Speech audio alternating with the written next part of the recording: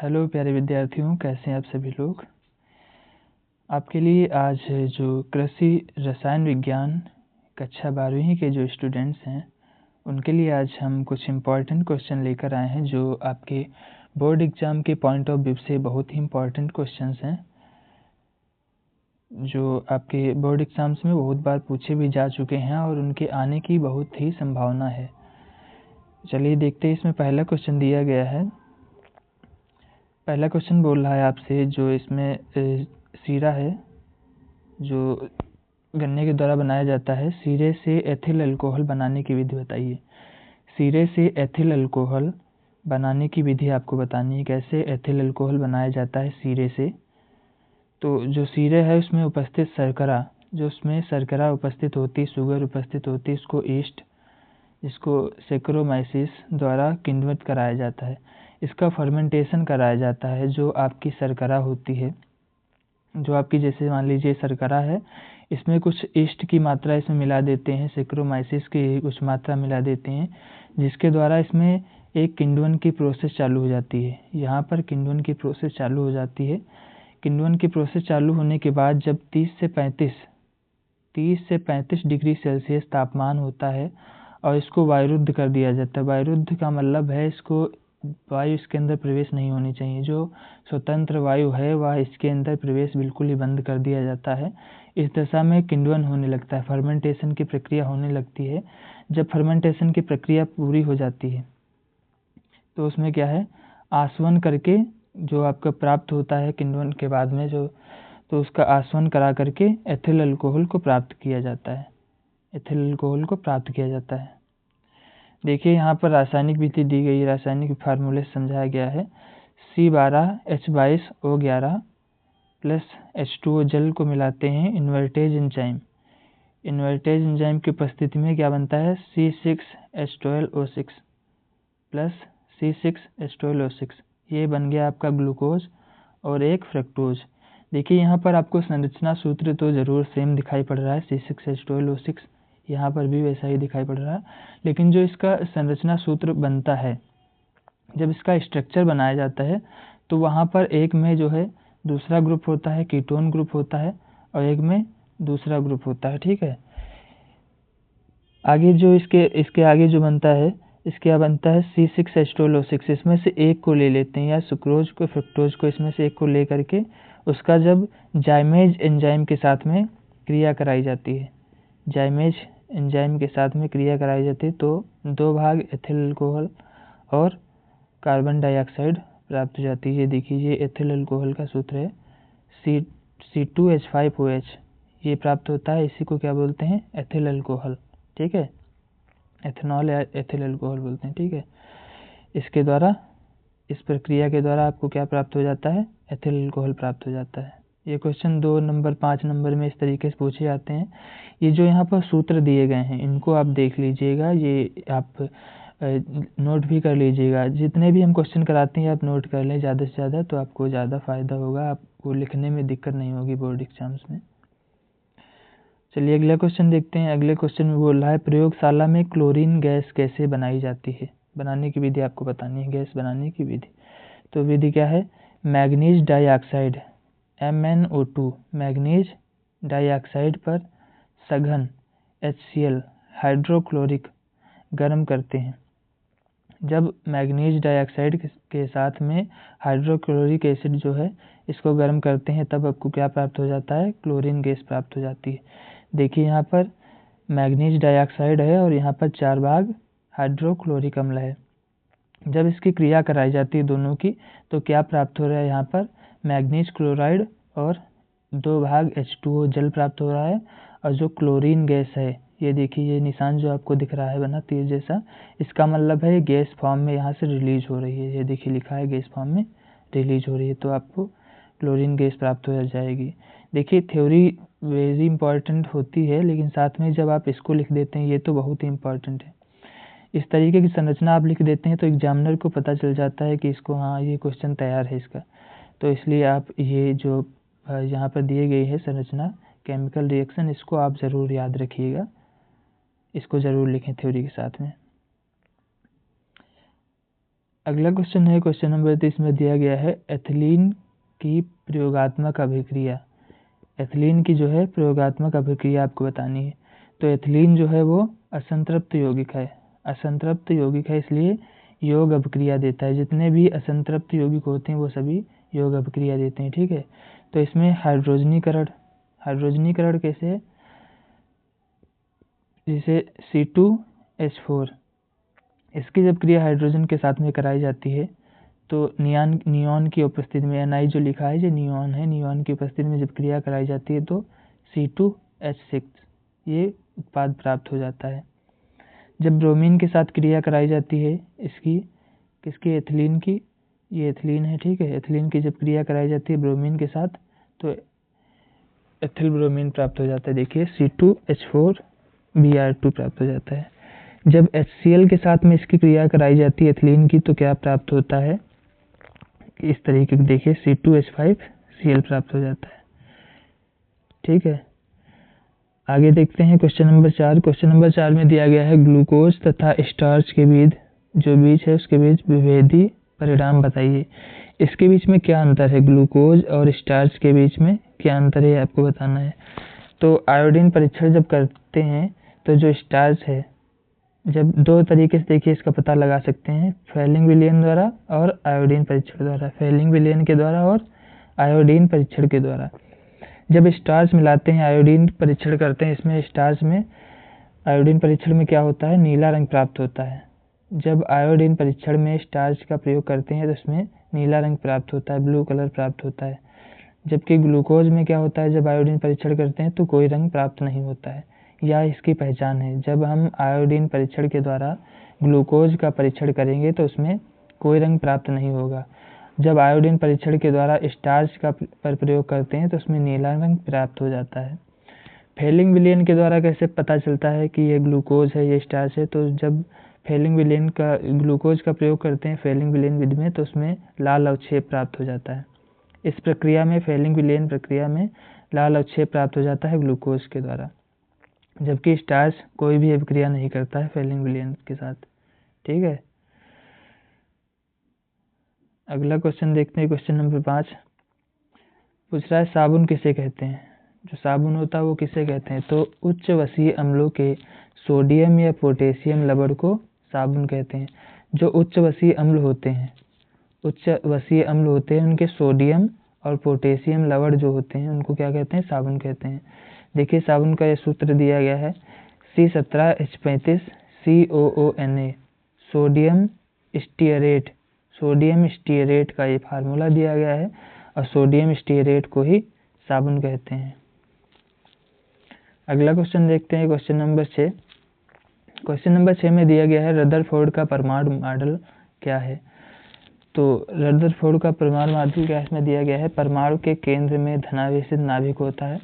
जो परमाणु का केंद्र होता है, ये मान लीजिए ये परमाणु है आपका, इसका जो केंद्र है, ये केंद्र है, इसमें धनावेशित कण होता है, पॉजिटिव कण होता है इसके अंदर। ठीक है, इलेक्ट्रॉन नाभिक के चारों ओर परिक्रमा करते हैं। ये इलेक्ट्रॉन हैं, जैसे ये इलेक्ट्रॉन ये नाभिक के चारों ओर परिक्रमा करते हैं। इसके दोष क्या थे, तो जो आपका रदरफोर्ड का परमाणु मॉडल था इसके क्या दोष थे, तो परमाणु की स्थिरता नहीं समझी जा सकती थी। जो परमाणु की स्थिरता थी यह नहीं समझा सका। जो रदरफोर्ड का मॉडल था ये परमाणु की स्थिरता को नहीं समझा सका।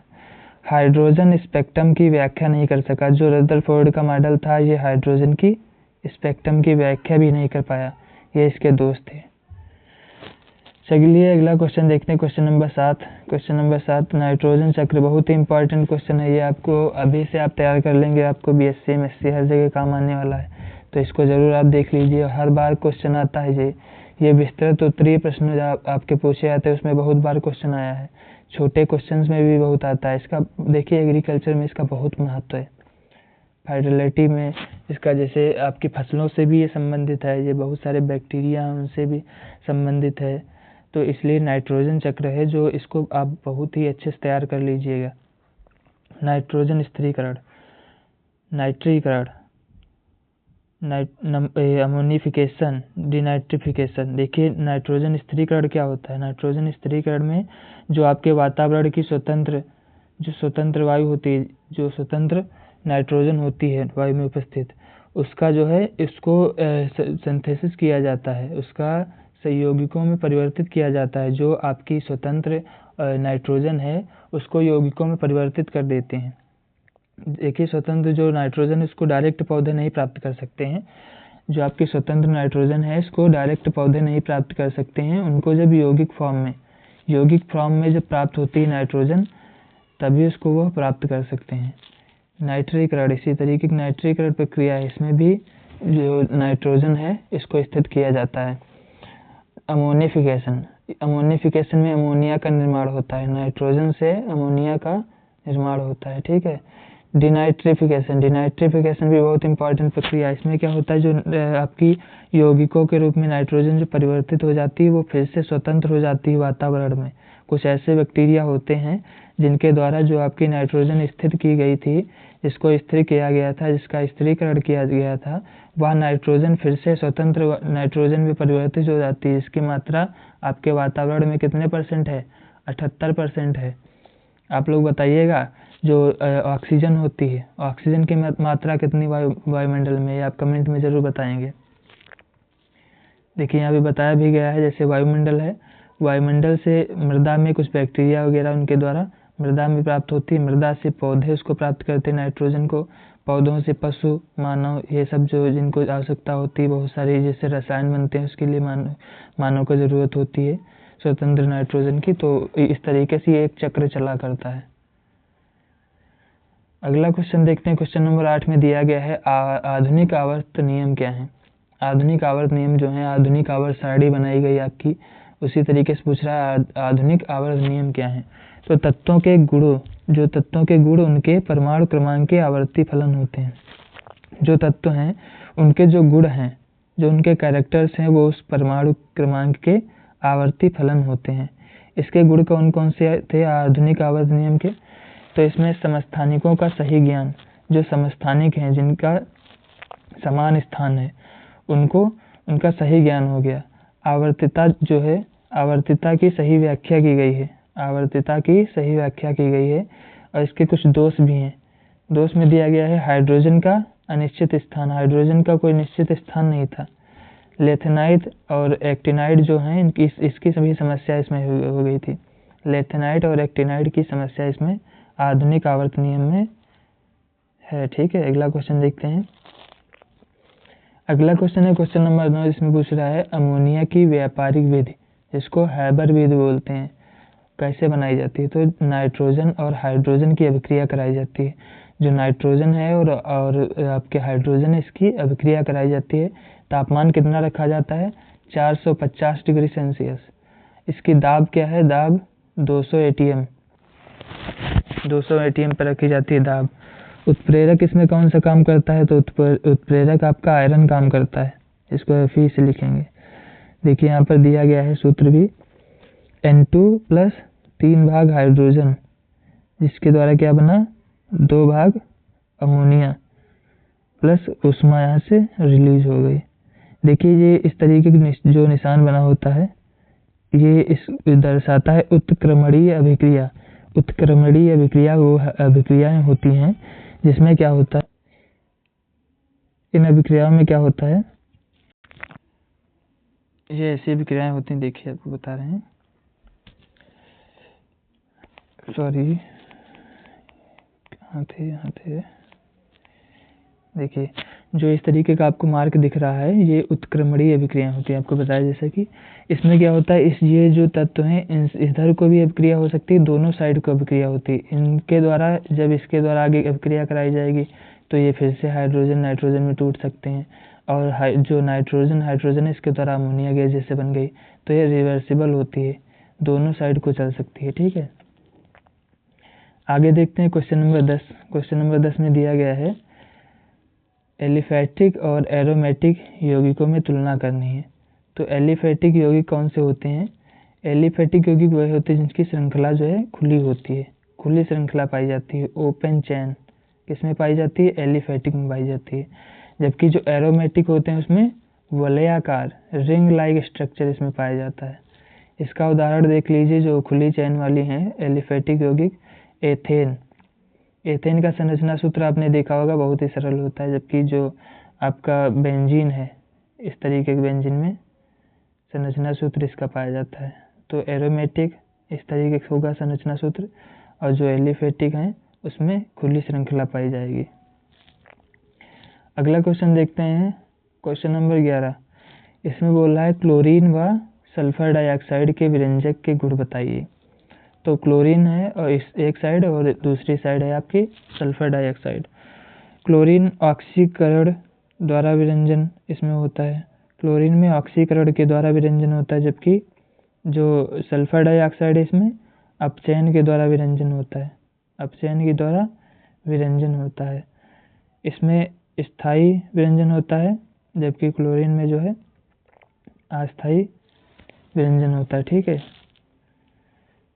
चलिए अगला क्वेश्चन देखते हैं, क्वेश्चन नंबर 12।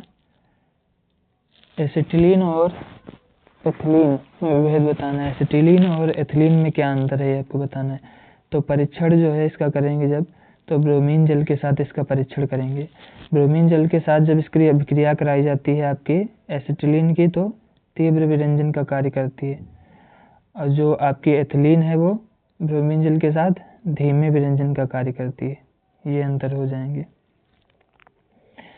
क्वेश्चन नंबर 13 में दिया गया है भौतिक व रासायनिक परिवर्तन, फिजिकल चेंजेस और केमिकल चेंजेस जो होते हैं उसमें आपको अंतर बताना है। तो भौतिक परिवर्तन कौन से परिवर्तन होते हैं? भौतिक परिवर्तन वे परिवर्तन इसमें नया पदार्थ नहीं बनता है, भौतिक परिवर्तनों में नया पदार्थ नहीं बनता है, जबकि जो रासायनिक परिवर्तन होते हैं इसमें नया पदार्थ बनता है, न्यू मटेरियल जो इसमें क्रिएट हो जाता है। यह जो अभिक्रिया होती है भौतिक परिवर्तन की एक उत्क्रमणीय होती है। उत्क्रमणीय का कहने का मतलब ये है, जैसे पानी द्रव है और वो ठोस बन गया, जैसे ये द्रव पानी है ये ठोस बन गया, फिर जो ठोस पानी बर्फ बन गया वो कभी जल भी बन सकता है। तो ये इसका एग्जाम्पल इस तरीके समझ लीजिए, इसीलिए लिखा गया है यहाँ पर उत्क्रमणीय अभिक्रिया है। जो भौतिक परिवर्तन है ये उत्क्रमणीय अभिक्रिया है, जबकि जो रासायनिक परिवर्तन होते हैं जो अनुत्क्रमणीय अभिक्रिया है। देखिए बिल्कुल इसको समझ लीजिएगा, जैसे आपका कभी जो दूध है, जैसे मान लीजिए दूध है ये, इस दूध से दही बन गया, दही बन गया, तो ये कौन सा परिवर्तन है? रासायनिक परिवर्तन मानेंगे इसको। किसमें? इसमें रासायनिक चेंजेस हुए जिसके कारण दही बन गया। लेकिन क्या आप दही से पुनः दूध प्राप्त कर सकते हैं? इम्पॉसिबल, कभी नहीं प्राप्त कर सकते। इसलिए ये बिल्कुल दिमाग में सेट कर लीजिएगा, वह परिवर्तन जो एक बार परिवर्तन हो जाए उसके बाद पुनः वही चीज बन जाए। जैसे कि अगर बर्फ बन गया पानी से, जल से आपका बर्फ अगर बन गया तो पुनः जल से भी बर्फ बन सकता है और बर्फ से पुनः जल बन सकता है। ठीक है, लेकिन अगर एक बार दूध से दही बन गया, दूध से आपका दही बन गया, तो क्या दही से आप दूध बना सकते हैं? नहीं बना सकते। एक बार आपका दूध से पनीर बन गया, उससे आप क्या पुनः दूध प्राप्त कर सकते हैं? नहीं प्राप्त कर सकते हैं। इसलिए ये एग्जाम्पल बहुत इंपॉर्टेंट है। आप इनको भौतिक रासायनिक परिवर्तन आपका एक बहुत ही बड़ा चैप्टर आपके दिया गया है रसायन विज्ञान में। आप इसको अच्छे से इसके एग्जाम्पल्स को पढ़ लीजिएगा, एग्जाम्पल ही पूछे जाते हैं और कुछ नहीं। ये बहुत ही इंपॉर्टेंट क्वेश्चन है। चलिए आज की क्लास समाप्त करते हैं। आशा करता हूँ आपको क्लास अच्छी लगी होगी। अगर क्लास अच्छी लगी हो तो क्लास को लाइक करिएगा, चैनल को सब्सक्राइब करिएगा जो लोग नए हैं, और अपने दोस्तों के साथ भी शेयर कीजिएगा। धन्यवाद।